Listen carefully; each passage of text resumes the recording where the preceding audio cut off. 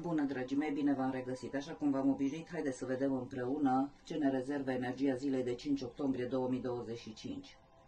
După cum bine putem observa, energia acestei zile este reprezentată de cartea Turnul. Cartea Turnul în tarot reprezintă o schimbare bruscă, imprevizibilă, care zguduie temeliile vieții tale.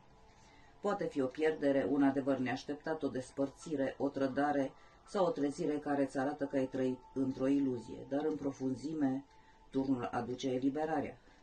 Ceea ce se prăbușește nu mai era solid, fie o relație, o credință, o imagine de sine, fie o viață construită pe compromisuri.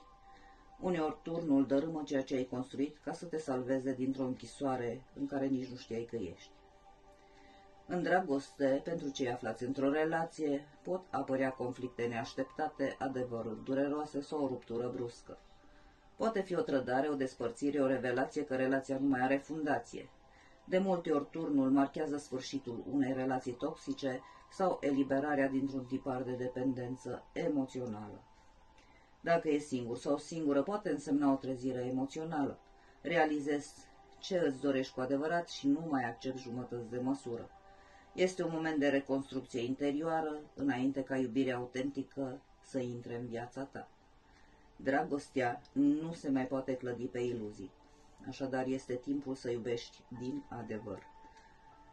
Pe partea de carieră, este o carte a prăbușirii structurilor profesionale instabile. Și asta ar putea reprezenta pierderea unui loc de muncă, faliment, conflict cu autoritățile sau o schimbare forțată de destin. Deși pare un dezastru, Turnul arată că universul te împinge către o direcție mai autentică, spre o carieră care să te reprezinte cu adevărat. Poate semnifica și o revelație, mai exact descoperi că drumul profesional pe care ești nu e al tău și simți nevoia să o iei de la capăt. Dar ține minte, ceea ce se dărâmă acum te eliberează de lanțurile fricii.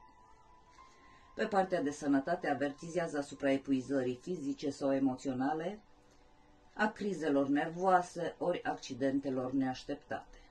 Este o chemare clară, oprește-te înainte să fii forțat să o faci. Poate simboliza și un moment de revelație în privința sănătății. Descoperi cauza reală a unei stări sau a unui blocaj. Criza aduce conștientizare, iar conștientizarea aduce vindecare. În plan spiritual, reprezintă distrugerea egoului și trezirea spirituală prin șoc. Este momentul în care masca cade și vezi realitatea spirituală a existenței.